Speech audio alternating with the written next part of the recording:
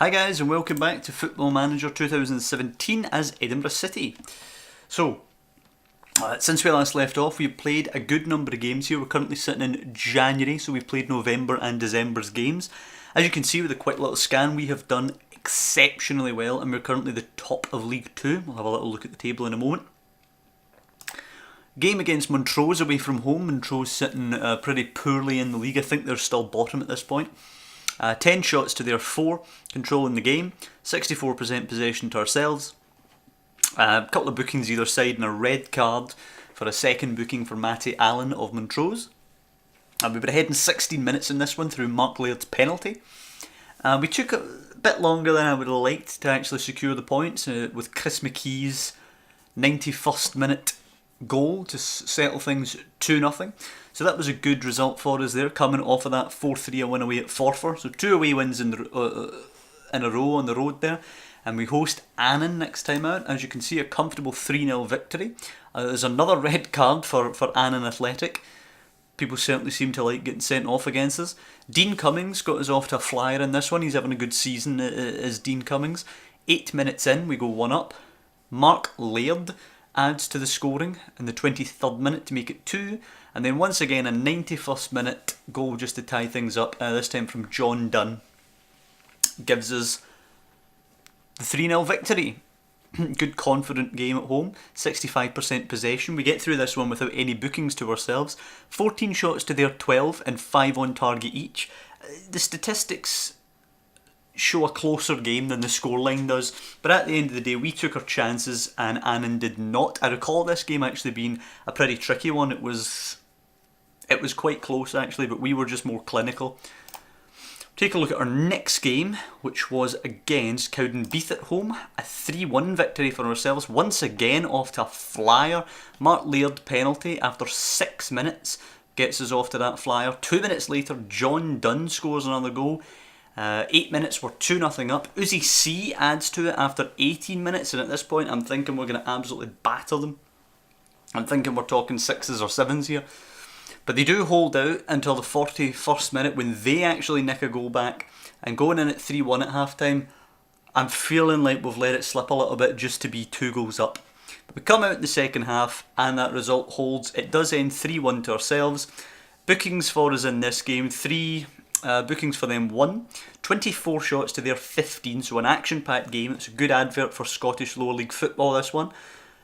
14 fouls to 9, so not a particularly dirty game, but just a competitive one. 59% possession for ourselves to their 41. So we continue trucking after that victory over Cowdenbeath. Away at Stranraer in the cup next, Stranraer who are a league above ourselves. And boy did we get off to a flyer in this one. Battered them actually. The statistics don't tell the full story of this game. 59% possession to their 41. Pardon me. 8 shots on target to their 5. 17 shots to their 13. 13 fouls apiece with us picking up the only booking. We go 1 up after half an hour through Uzi C. Good start. That gets us into half time. 1-0. Bit of a KJ scoreline. We come out in the second half. Absolutely flying. John Dunn 2 minutes after the restart makes it 2-0.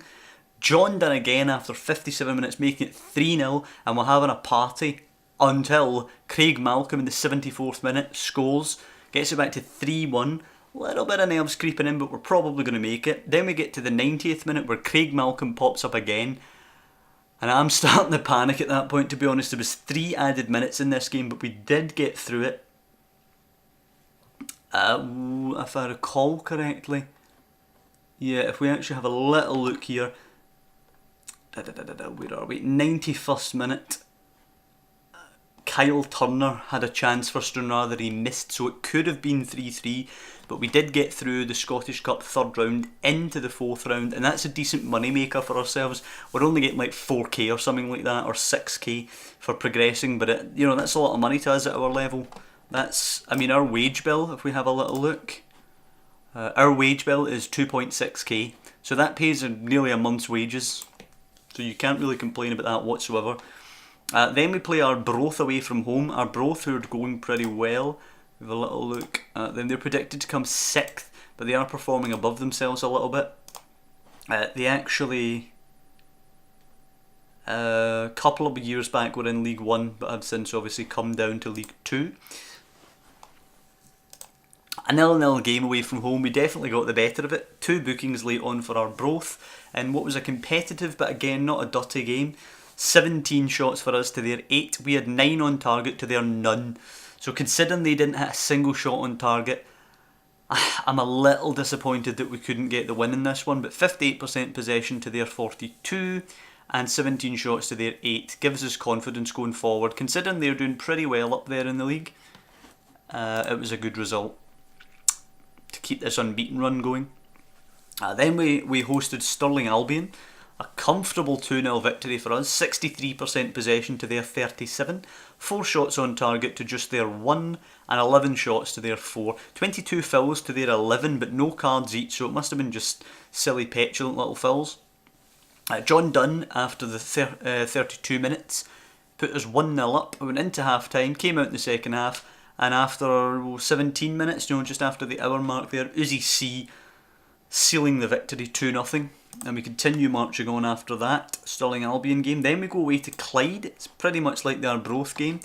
We had a good showing here away from home. Clyde did okay. 8 shots to our 7. 56% possession for us. It was more of an even game. But again, 4 shots on target to their 2. You'd like to have seen one of them hit the back of the net. But nonetheless, and another red card late on for Clyde. Not enough time for us to take advantage of it, unfortunately.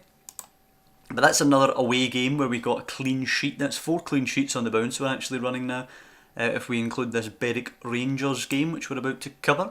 Away from home, 3-0 victory for ourselves. Great result. 64% possession to their 36, and 6 shots on target to just their 2, so triple the amount of shots on target. And 11 shots overall to their 8. Uzi C before half time at the 38th minute. John Dunn after 58 minutes, and Dean Cummings after 82 minutes. Brilliant result for us, and that was the last game that we played just before we started the January transfer window. We are playing Arbroath next time. When we come back, we'll probably get through January and February. We'll probably be sitting here at the next, just about to play the next Berwick Rangers game when we come back.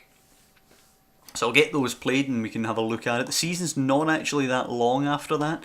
We're motoring quite quickly, which was the plan for this series, rather than sitting watching a couple of guys getting paid £30 playing every single game, to motor on, build the club overall, and just generate a much more fast-paced series than for, say, our Chelsea or Real Madrid series, which is game by game. Which is why it is running in conjunction with the Chelsea series. So, without further ado, let's have a look at the league. We have 40 points and are currently at the top of the league with an exceptional goal difference, superior to all the other teams by a decent way. I would take a little bit of a look here.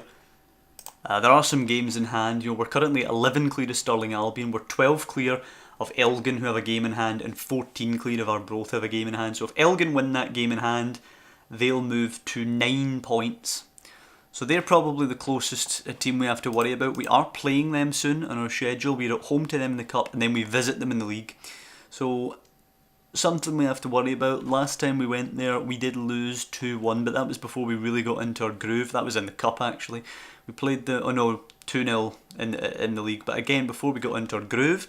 So hopefully we can do them in the Cup and the league.